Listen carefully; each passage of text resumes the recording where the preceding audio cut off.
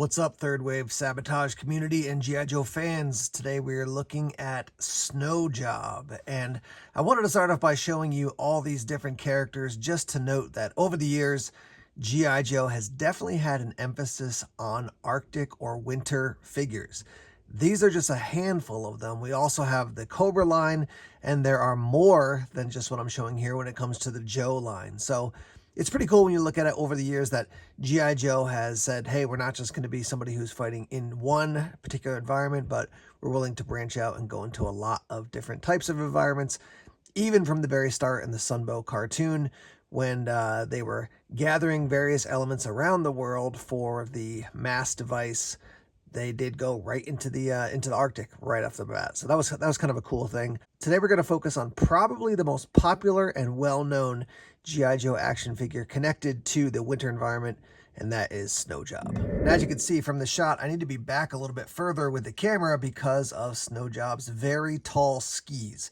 So let's just talk real quick about how he's set up right now.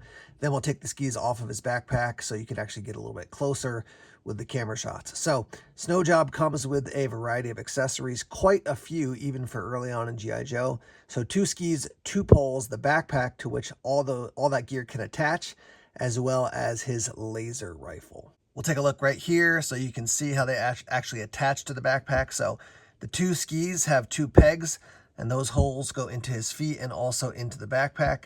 And then the 2 poles go along the side. I will just let you know that it's a pretty tight fit, at least for mine, when it comes to the poles. So be careful that you don't bend it or snap a pole when you're trying to put it in those 2 little slots on the back. Here's what the other side of the backpack looks like. And then here's a look at the backpack and the ski, and simply attaches like this. And mine actually click in a little bit, which is pretty nice. Now to put the ski on the figure, very simple. You're going to take that peg right there on the ski and slide it into the hole on the bottom of his foot like so. And there you go. I recently shot a video on the Hydro Viper, and I noted that with his fins, it was nice because it was basically like a built-in stand, and that's definitely true for the skis as well here for Snowjob. Another cool thing about the Snowjob character is that he can actually ski on snow with these skis. So I find that they click in snugly enough that they're not going to fall off easily. And they're smooth enough, and the way it's built, you can actually put him, if you set his stance up wide enough, you can actually put him on a little hill and let him ski. He's not going to, go super far. Eventually, he'll probably tip over just because of physics, but it is pretty cool that you can actually have him ski. Let's talk about Snowjob as a character now. So we'll give you the full details from the file card at the end of the video, as we always do. But I do want to note that, I was first familiar with Snowjob from the Sunbow series, and yeah, I mean, he's just a cool character. As I noted at the beginning, it's just neat that they had so many different environments where guys were operating. So he could ski. I don't know if I ever saw him on snowshoes, but skiing, he had the toboggan going on at one point through the various, I think it was like they called them sluiceways in those early Sunbow episodes. And then he was also well known for riding on the polar bear, which was basically their snow machine. His birthplace is Rutland, Vermont, and if you know a New England accent, he's got a bit of that in the Sunbow show. One thing that makes these winter characters a little bit challenging is that if you want to use the character, but it's not like a snow setting, it does sometimes feel a little bit weird. Because G.I. Joe had a lot of snow episodes, he was used a lot, even in the movie. But, I'm picturing some of those episodes where they're in the jungles and such, and you're probably not going to see Snowjob popping up in those settings. And in general, G.I. Joe characters, in the cartoon at least, you weren't seeing them in multiple forms of clothing. Every once in a while you would see that, but if a guy was, going to take a nap and he had some time off, you probably saw him in his full uniform, what he was wearing all the time. So for Snowjob, probably not going to see him on any jungle adventures hanging out with Rakondo. Now, the term Snowjob is not so much about him being an Arctic trooper directly. Snowjob is somebody who's tricky or deceptive. They're scheming on you, and you see throughout the different portrayals of Snowjob in the different media forms that he's, he'll try to like make sure he's going to win at a hand of poker or something like that, or he'll make bets on different things. So that's where the term comes from, and then obviously, because he's in the snow, it fits for him as well. One of the other features about Snowjob is his rifle, and that has become sort of the standard rifle for G.I. Joe in the early years. It is the XMLR-3A rifle. And that was something that was sort of interesting. Depending on what versions of G.I. Joe you were consuming as far as comic books versus the Sunbow series, and even within the Sunbow series, there were times when it was like, that sounds sort of like a real, rifle that's being shot. Other times it was the pew pew of laser rifles. It was definitely more lasers than it was anything else. But every once in a while, you even see like shells kicking out of a rifle. And I'm like, are those laser shells? Like, how does that work? But his rifle was sort of the standard that was used across the board for various G.I. Joe troopers. I remember at one point when, I think it's in the Mass Device episode, where Gung Ho has to let his rifle be basically transported, and he goes through it goes through some sort of test, and his rifle that he's like, all right, take care of my baby, and then it gets zapped or blown up or something. It is this type of rifle. So while it was standard across the board for G.I. Joe, clearly even Gung Ho had a special affinity for that rifle. All right, let's go through the figure now and the accessories. We'll start with the skis. They're almost exactly 4 inches long. As you saw before, they have a peg that goes into the foot of Snowjob. I will let you know that depending on the size of the foot of a character, they might or might not fit, because you do have in the front here sort of a little stop, and in the back a little stop. So obviously that's where a normal snow boot would be clicking into the bindings. But don't try to force the foot of somebody into one of those. If it doesn't fit, just don't do it, because the foot may actually be too big. The skis are white. There's nothing too fancy about them, and they're pretty plain. We'll look at Blizzard in a little bit, and he has a little bit more contour to his skis that he got. Snowjob's legs are pretty plain, white winter pants. It looks like on the right side he has a pistol holster. You can't really tell how it's attached. Maybe it's built into the pants. I'm not totally sure. But there's no clear pistol grip sticking out. So it looks like it's a type of holster that would cover everything up completely. And then we'll turn this around to the other side, and you can see some sort of pouch there on the other side where he'll keep some of his gear there on his left leg. Moving up a little bit, you can see he's got winter gear on, and he's got sort of, looks like some tactical pouches on the front. It isn't really like webbing on the front, but it's definitely a bulkier outfit, I guess I would say. He's got some pouches in black there with his brown belt around his waist. And then you can see, essentially it looks like 2 straps that the backpack would attach to, but they don't come down and go underneath. So maybe they're just extra, warmth up there. Maybe something built in so that when he's firing his rifle, he can rest it against that part of his shoulder. And then on the arms are all covered in the clothing, obviously to keep him warm. He does have gloves on, and it looks like on this glove right here, let me turn his hand down a little bit.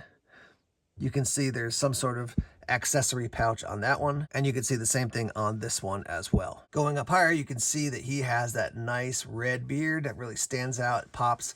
He's got the goggles on and then the hood on. It looks like there's some fur around the front of the hood. I will note that his hood came on and off depending on what form of media you were looking at. You could see it sometimes, as he was doing something out in the winter, and then also other times he would have it off.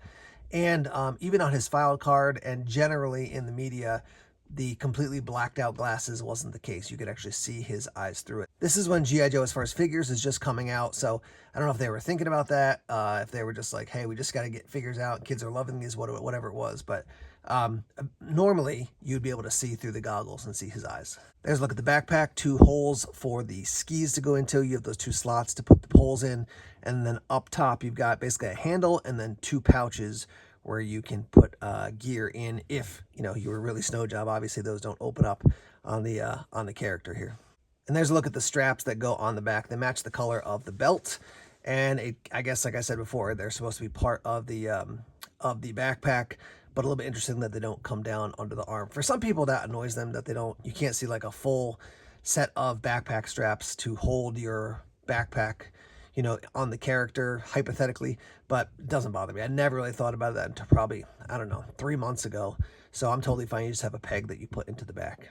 Let's talk Winter Joes again. So actually, my first Winter Joe was Iceberg. Now, some people were bummed out about Iceberg because he didn't come with a ton of accessories, but I just loved Iceberg as a character. Yeah, maybe more accessories would be cool, but basically the all-white uniform with those pops of colors, the different types of green I thought were cool.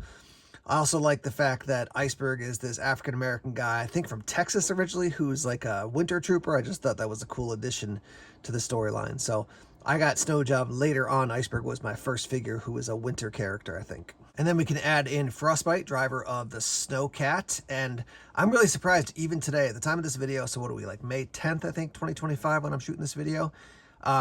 Frostbite is still very inexpensive. Even in good shape, you can pick them up for 20. I mean, like really good shape, pick them up for 20 bucks. So he's the driver of the Snowcat. He's definitely a winter expert. Frostbite's one of those guys that they did have other versions of in the future, as far as like Tiger Force. Snowjob, I will note, didn't have like a direct V2. There were other versions. There was like the modern version, the classified version. There were also like there's a Snowjob, basically the exact same mold, but he's got different colors on his outfit. So depending on, he may have a different name. Some people might be like, no, that's still Snowjob because he looks exactly like the original. But yeah, so Snowjob didn't have in its original form a V2 that came during the like 83 to early 90s era. But anyhow, back to Frostbite. Yeah, he's another winter soldier that came out. He was the driver of the Snowcat and that massive scope on his gun. Stalker version 2. This was the Stalker that came with the huge kayak, and he was definitely like a winter soldier. I think they might have called him like the Winter Ranger or the Arctic Ranger or something like that. I like this one. That it's clearly more faded than my other ones. He's got more of a kind of yellowish tinge due to the sun and the UV light hitting the outfit over the years. He came with quite a few accessories. This gun, he came with a knife and the whole kayak setup as well. And then the last guy we'll feature here is Blizzard. So Blizzard honestly got some hate. People were like not thrilled with him. I do think the guns are a little bit big, but that was sort of where the guns were going in this time with G.I. Joe. It's particularly that helmet that people did not like. They were like, what the heck is going on with that thing? Doesn't bother me as much. I had a Blizzard. I actually got rid of him. I did a trade, and then I picked another one up. This one's a little bit dirtier than I would like, but nonetheless, I think he's a cool character. And let me show you his skis real quick so you can see a lot more contour in these skis than in Snowjob skis. And they attached his backpack, which I think was a major win that they did that. They weren't like, who cares, just, you know, throw a character together. They made a point to continue to have that same feature where you can attach the skis to the backpack, which is cool. Let's talk through his file card. Arctic Trooper, codename Snowjob, file name Harlan W. Moore. His primary military specialty is Arctic Ski Patrol. He's secondarily a rifle instructor, which you'll understand in a second when we read down a little bit. Originally from Rutland, Vermont, grade E6 sergeant. So it says Snowjob was a major Olympic biathlon contender. He enlisted initially for the special training and support privileges that the Army gives to Olympic champions. However, to the consternation of Army PR flak, Snowjob volunteered and was accepted into the G.I. Joe team. He's a qualified expert, all NATO long-range sniper rifles, XMLR-3A laser rifle as well. And I believe the first one was the XMLR-1A, and that's the one that Flash had, the original laser rifle. Then at the bottom it notes there, submitted by Rock and Roll. You think we call him Snowjob because he does his job on skis? Negative.